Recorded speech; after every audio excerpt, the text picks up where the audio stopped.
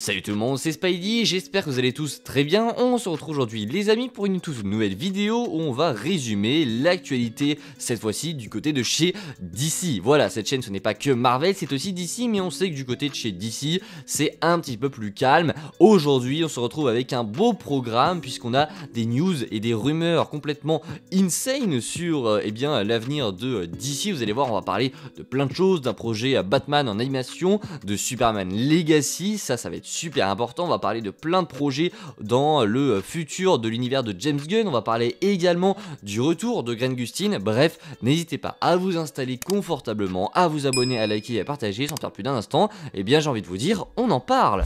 Et on commence cette semaine avec Superman Legacy puisqu'on aurait un premier logo qui aurait été entre guillemets dévoilé, puisque lors de la réunion des acteurs pour le film, on a pu apercevoir un logo qui n'est autre que celui que porte Superman dans le comics Kingdom Come. Alors qu'est-ce que c'est Kingdom Come? C'est tout simplement l'histoire d'un Superman qui revient maître de l'ordre dans un monde sans valeur. Donc ça pourrait être un premier indice sur la direction du film, mais également sur le logo et le costume de Superman. N'hésitez pas en commentaire à me donner votre avis. On reste sur du Superman Legacy puisqu'une première photo du casting a été officiellement dévoilée par James Gunn. On y voit vraiment une grosse partie de l'équipe, ça fait vraiment plaisir. Et en plus, David Zaslav a tout simplement déclaré que le tournage commencera la semaine prochaine, et à l'heure où je vous parle, cette photo date déjà de la semaine dernière, donc on peut supposer que le tournage de Superman Legacy a déjà commencé, et ça c'est une très bonne nouvelle. Enfin, on a appris que le film allait tourner en Ohio, plus particulièrement à Cleveland et à Cincinnati. C'est assez intéressant puisque ce sont des lieux qui ressemblent, en tout cas qui ont des similitudes avec des lieux mythiques de l'univers de Superman. On peut notamment voir cette comparaison assez flagrante avec le hall de justice, mais on peut également, en tout cas on a appris que le tournage commencera aussi à Atlanta, donc la semaine prochaine. Donc à ce moment même ils sont sûrement à Atlanta pour tourner le film, et ils devraient par la suite bouger en Norvège à partir de mars, qui pourrait coller avec la forteresse de Solitude. Si on suit un petit peu la logique, la Norvège, il y a pas mal de neige, et un endroit avec de la neige qui colle avec les comics de Superman, ça pourrait très probablement être pour la forteresse de Solitude.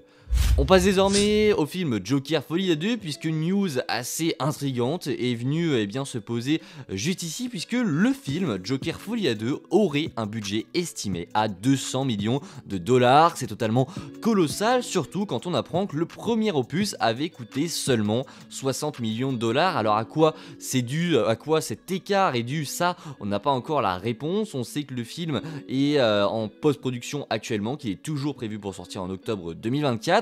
Mais je pense que soit c'est dû aux acteurs tout simplement qui sont présents, qui ont touché un gros cachet, soit c'est qu'il y a vraiment beaucoup de moyens qui ont été mis en place pour ce Joker Folie à 2, mais ça m'étonnerait. On passe également à du Supergirl Woman of Tomorrow. Vous le savez, le film est en pré-production, et David Zaslav a confirmé que l'écriture du film était terminée et que le tournage devrait commencer cet automne. Donc c'est une plutôt bonne nouvelle pour ce Supergirl Woman of Tomorrow. On sait que Emilia Clarke interprétera le rôle de Supergirl, donc c'est vraiment une super nouvelle. On va passer à une rubrique news en vrac où je vais vous donner plein d'infos sur les futures annonces, les futurs films du côté de chez DC. Alors selon David Zaslav, James Gunn et Peter Safran, nous présenterons un éventail complet de ce que nous verrons au cours des 10 prochaines années du DCU dans les prochains mois. Donc selon David Zaslav, James Gunn et Peter Safran vont reprendre la parole pour nous annoncer ce qui va arriver du côté de chez DC dans les 10 prochaines années, ce qui serait complètement dingue.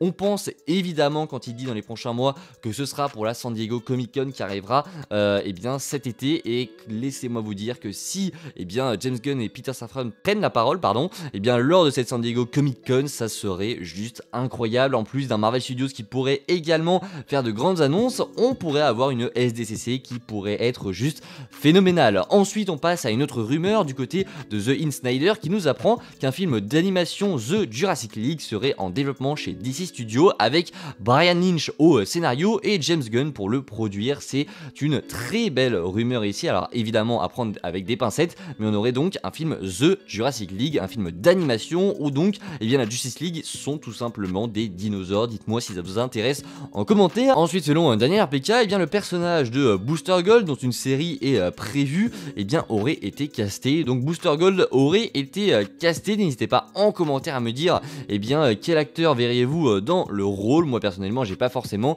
d'avis, mais c'est quelque chose de très très cool. Ensuite, selon Vanity Fair, Barry Keoghan serait de retour en tant que Joker dans The Batman Partie 2. Il a fait une apparition très rapide à la fin du film et dans une scène coupée, mais selon Vanity Fair, il sera bel et bien de retour dans The Batman Partie 2 qui est toujours prévu pour sortir en 2025. On verra si la date bouge ou pas, mais pour l'instant le film est toujours en pré-production. Ensuite, Dave Bautista, qui jouait le personnage de Drax chez Marvel, a déclaré qu'il aimerait bien jouer un méchant plus profond et menaçant chez DC ou Marvel. Il a déclaré, je cite: j'aimerais juste avoir l'occasion de jouer un rôle plus important, un rôle différent, peut-être un rôle plus profond. J'aimerais avoir l'occasion de jouer comme un méchant menaçant dans un univers de super-héros. Ouais, je n'ai pas fini avec ça. Voilà, donc il aimerait bien jouer un méchant. Beaucoup l'imaginent dans le personnage de Bane, mais lui avait republié un concept où on le voyait en tant que Bane.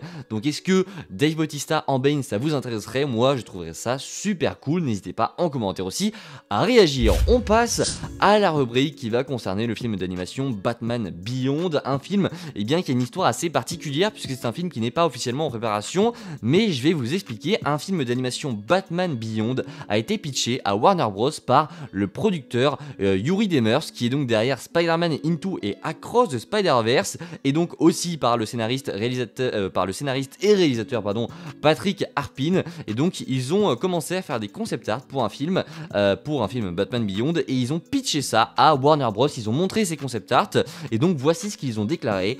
Il y a 5 mois, nous sommes entrés chez Warner Bros et avons présenté un long métrage animé, Batman Beyond. Avant de présenter, ils nous ont prévenu, il n'y a absolument aucun moyen de faire un film Beyond, mais ils ont adoré notre enthousiasme. Nous avons présenté le plan de l'ensemble du film, et ce qui a commencé comme un jamais est devenu un peut-être. Depuis, nous avons fait notre chemin dans l'entreprise en espérant arriver jusqu'à James Gunn, mais pour l'instant, voici un aperçu de ce que nous avons concocté. Donc c'est-à-dire que ces deux scénaristes, ces deux réalisateurs ont fait des concept art pour un film Batman Beyond complètement gratuitement, pour le kiff en fait. Ils ont juste envie de faire un film Batman Beyond, et ils ont été montrer ça à Warner Bros.